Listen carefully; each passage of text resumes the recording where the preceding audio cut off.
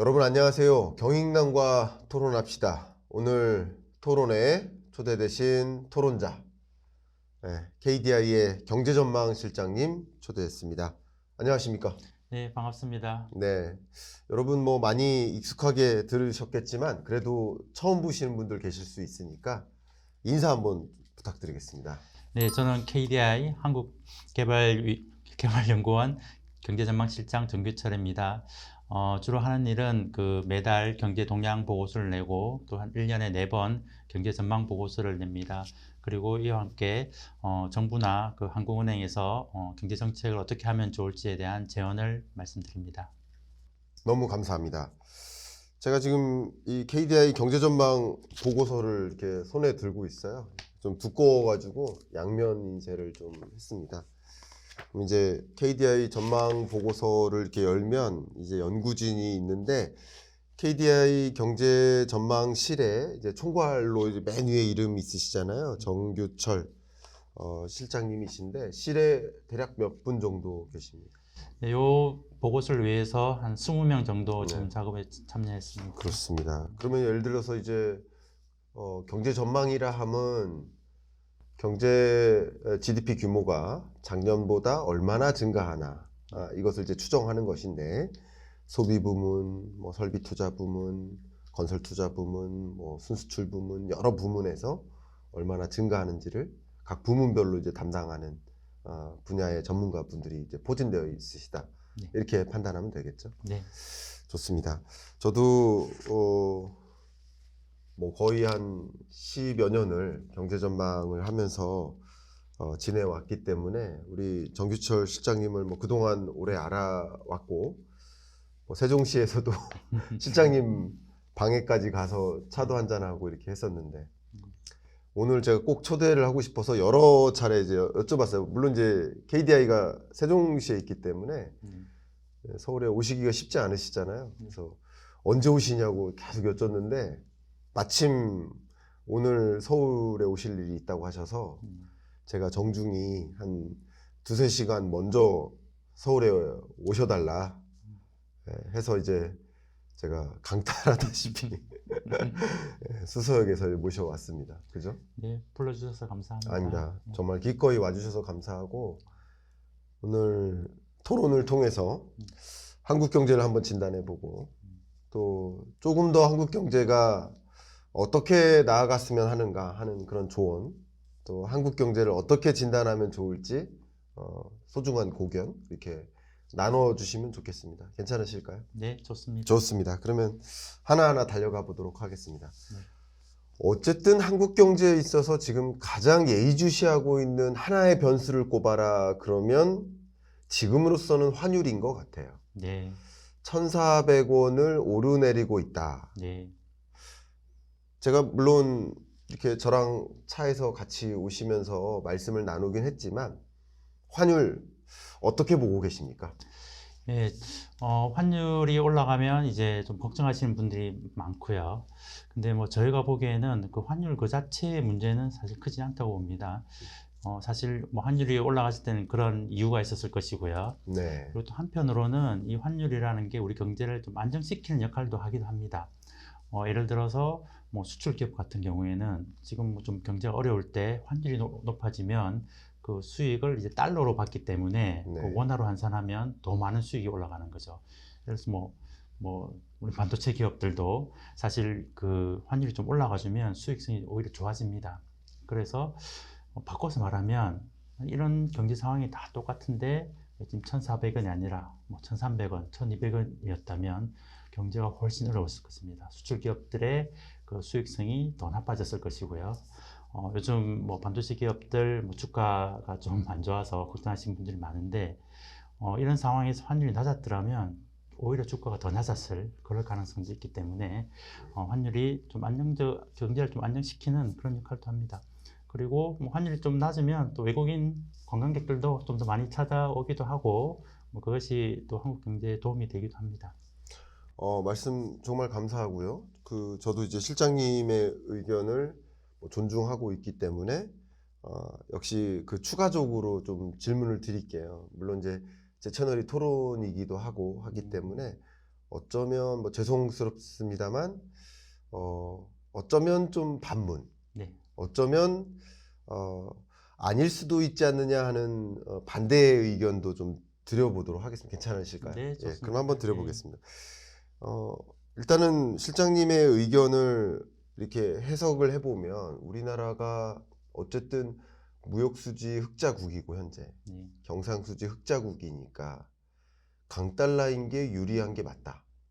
그러니까 수입 영역에서는 수입 입장에서는 부담스럽겠지만 수출 입장에서는 강달러일수록 유리한 게 맞다. 네. 근데 뭐 어떤 기업은 유리하고 어떤 기업은 불리하지만 우리나라 전체 경제적으로 봤을 때는 흑자인 상황이니까 네. 유리한 게 더 크다. 네. 이렇게 이제 의견을 주시는 것 같아요. 네. 네, 그 부분에 대해서는 뭐 충분히 저도 공감을 할 수 있겠습니다.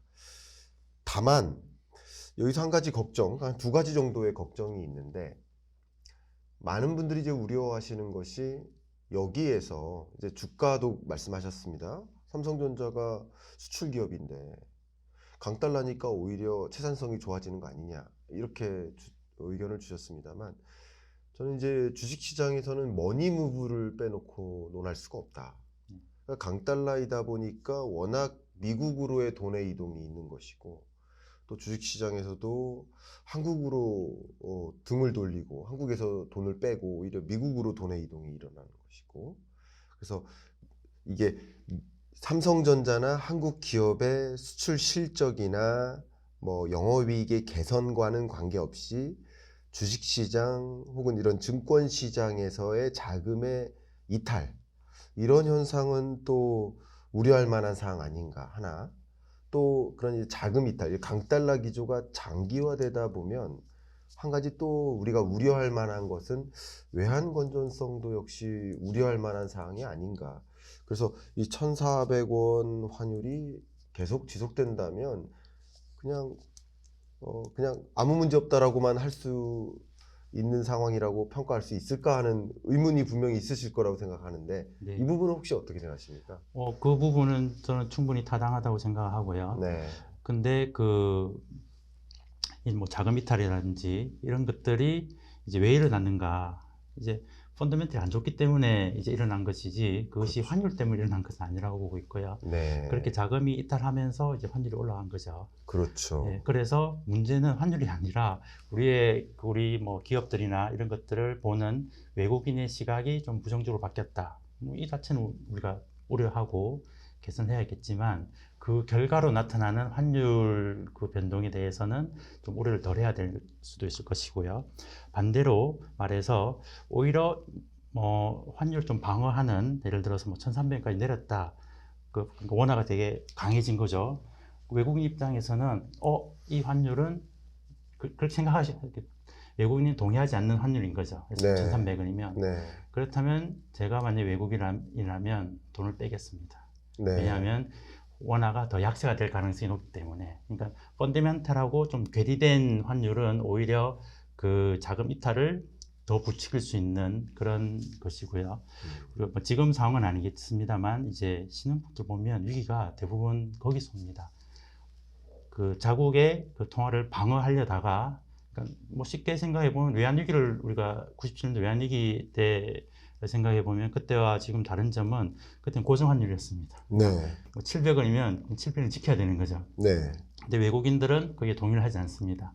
뭐 1,300원, 1,400원이 적정 환율이다. 돈을 계속 빼가는 것이고 우리는 외환 보유액을 다 소진해 버리고 외환위기가 나는 것입니다.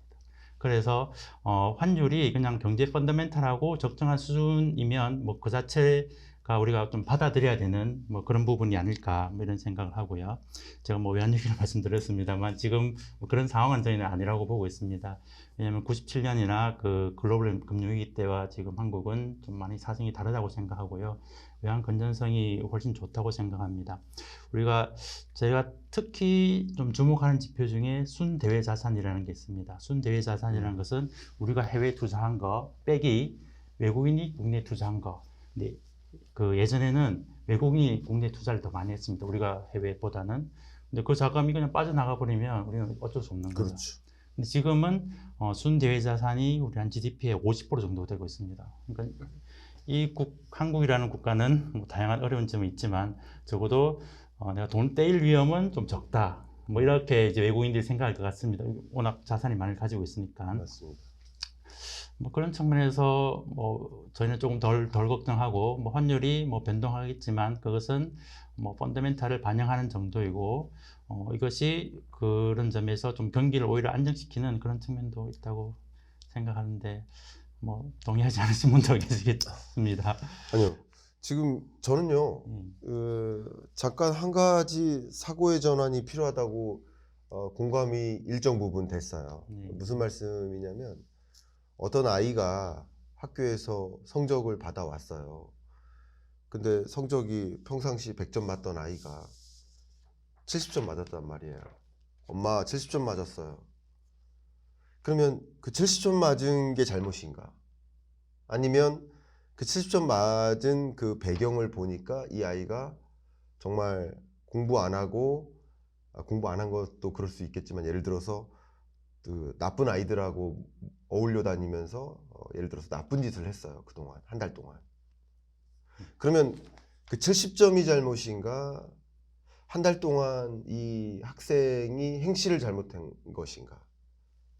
그러니까 지금 말씀하신 게 저는 어떤 느낌이냐면 1,400원의 환율의 문제가 아니라 한국 경제의 펀더멘털이 그동안 굉장히 안 좋아졌기 때문에 그래서 나타난 그런 어떤 자금 이탈 현상을 가지고 그리고 그것 때문에 이런 강달러, 원달러 환율이 이렇게 급격히 치솟고 강달러 환율이 또 나타나고 뭐 트럼프발 이슈도 있겠지만 그런 현상이라고 이제 주목을 해주시는 것 같아요. 그 부분에 있어서 이 1,400원 환율 자체가 정말 물론 이제 말씀하신 것처럼 외환 위기 가능성이라든가 외환 건전성이 급격히 떨어지거나 그런 상황까지는 저도 아니라고 생각합니다만 외환 보유액도 충분하고 말씀하셨던 단기 외채 비중이 현저히 떨어지고 대외 채무보다 대외 채권 비중이 절대적으로 높고 그런 면에서 외환 건전성은 뭐 굉장히 강하다고 볼 수 있겠는데 어쨌든 그런 우려감이 있는데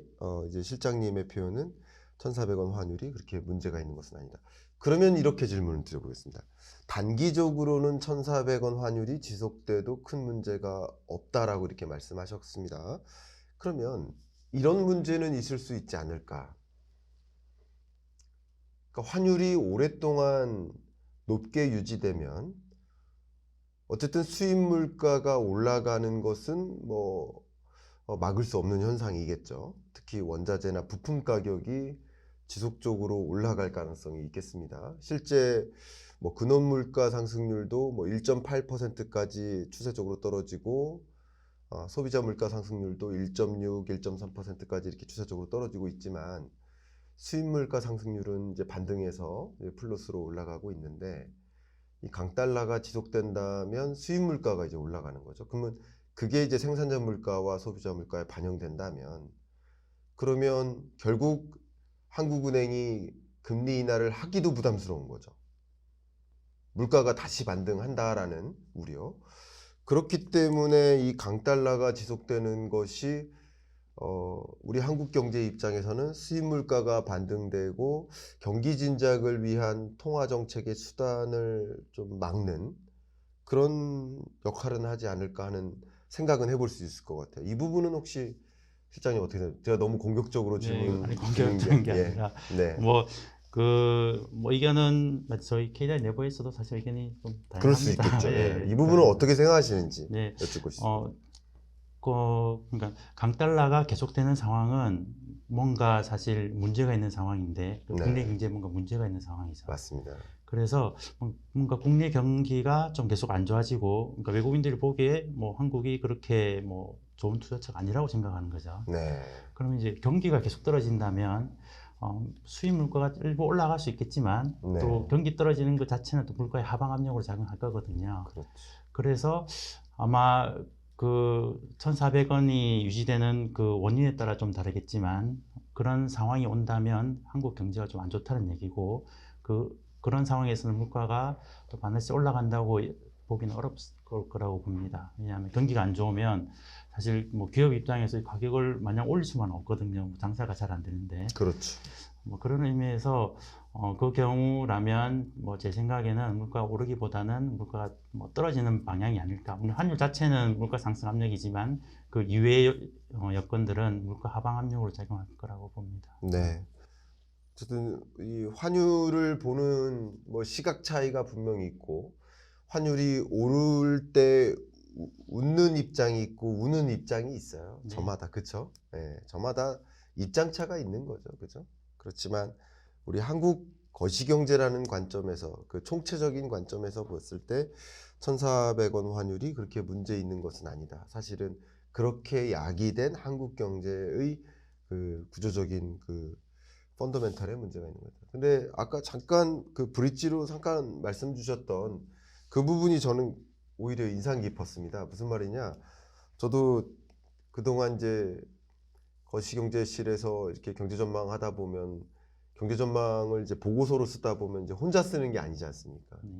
그러면 저마다 중점을 놓고 보고 있는 부분들이 다르니까 그 여러 전문가들이 다른 의견들을 갖고 있을 수 있지 않겠습니까? 환율이 좀 위험하다고 보는 사람도 있을 수 있고 아닌 분들도 있을 수 있고. 근데 이 KDI의 경제전망 실장으로서 총괄하시는 분으로서 그런 이견이 있을 때 이렇게 조율을 해 나가실 것 아닙니까? 오늘도 이제 토론이라 한다면 이견이 있다면 나름 조율을 하고 뭐 이런 과정인데 그럴 때 예를 들면 어떤 이견들이 주로 있는지 네. 그리고 그럴 때 어떻게 주로 이렇게 총괄이시니까 조율해 나가시는지 그런 것도 한번 여쭤보고 싶어요. 근데 그게 뭐 사실 좀 어렵습니다. 네, 그 저희 아까 말씀하셨듯이 이게 뭐 부분별로 뭐 수출입, 뭐 투자 이렇게 여러 섹터들이 있는데 사실 그분들이 그 섹터를 뭐 열심히 보지만 또 이 섹터들 간에도 좀 일관성이 있어야 되거든요. 그렇죠. 또 그걸 맞추는 게 좀 어렵고 저희 좀 전망하면서 좀 어려운 점은 사실 어떤 충격이 생겨서 뭐 성장이 높을 때도 있고 낮을 때도 있는데 이게 일시적인 충격인지 계속하는 충격인지에 대해서는 우리가 좀 알기가 어렵고 사실은 네. 그래서 이견도 사실 많습니다. 그렇죠. 근데 뭐 그럼에도 불구하고 이제 거의 각자가 자기 주장을 좀 서포트하고 그런 근거를 좀 제시하고 뭐 누가 조금 더 설득력이 있는 근거를 제시했느냐 뭐 그거에 따라갈 수밖에 없는 거죠. 그렇죠. 네, 그걸 가지고 이제 조율해 나가는 네. 그런 과정이 이 KDI 경제 전망 보고서라고 볼 수 있겠습니다. 정말 그런 과정에서 이 조율하고 이제 총괄하시는 이런 과정에서 저는 갑자기 그 한몫했던 것 하나가 이게 아닌가 생각을 하는데 실장님의 이 눈웃음이 아닌가. 굉장히 이제 제가 처음 한 수년 전부터 배워왔는데 뵐 때마다 뵈면 참 인품 좋은 이 눈웃음이 예. 네, 뭐 그렇게 노력합니다. 예. 근데 사실 뭐 저희 하는 회의가 상당히 또 한편으로는 또 살벌하기도 합니다. 그렇죠. 예. 예. 이게 뭐 워낙 중요한 이슈이기도 하고 그럼요. 또 어떤 때는 또 의견이 많이 다르기도 하고 그래서 그렇습니다. 저 한때는 뭐 이런 이야기를 어디까지 해야 될지 모르겠지만 경제 전망할 때 그 어떤 현상, 사회 현상을 어떻게 진단하느냐 가지고 토론을 할 때 어떨 때는 정말 상급자가 막 인격 모독할 때도 있었어요. 옛날에는 예, 한뭐 2000년대 초반까지만 해도 야 너는 그거밖에 못 보냐, 너 이런 것도 못 보냐 하면서 예, 그런 시절도 있었는데 이렇게 정말 경제를 정말 서로 각각의 의견을 존중해 가면서 이렇게 전망을 해 나가는데 1,400원 환율에 대한 진단도 역시 어쩌면 말씀해 주신 것처럼 그 자체가 문제가 아니라 우리 한국 경제의 그 펀더멘털 자체가 또 내수 경기 부진이라는 이런 현상 자체가 가져온 어떤 상황이다. 그러면 이 환율 관점에서는 이 질문을 끝으로 드려볼게요. 강달러 뉴노멀이라는 대질문이 있습니다. 환율 전망은 참 누구도 하기 어려운 대주제이긴 하지만 강달러 뉴노멀이라는 이 현상에 대해서는 공감을 하시는지 여쭙고 싶습니다. 네, 그 뉴노멀의 이제 기간이 어느 정도인지에 따라 다르겠습니다만, 그 이제 환율을 봤을 때 지금 이 강달러에 그 배경이 있는가 하면 배경이 있는 거죠. 그러니까 그렇죠. 트럼프가 당선되고 그에 따라서 미국이 뭐 관세를 올리기도 하고 또 재정 지출, 재정 적자도 이제 많이 생길 거라고 보고 있기 때문에 만약에 그 현상이 계속된다면 뭐 그러니까 트럼프가 당선됐으니까 그럴 가능성이 사실 높아진 거죠. 그래서 강달러의 요인은 상당히 많이 생겼다. 뭐 이 정도로 답을 해야 될 것 같습니다. 제가 뭐 환율을 좀 전망하기는 사실 그렇죠. 좀 어렵기 때문에 하여튼 그런 요인들은 많이 생겼다 이렇게. 좋습니다. 너무 좋은 말씀 감사합니다.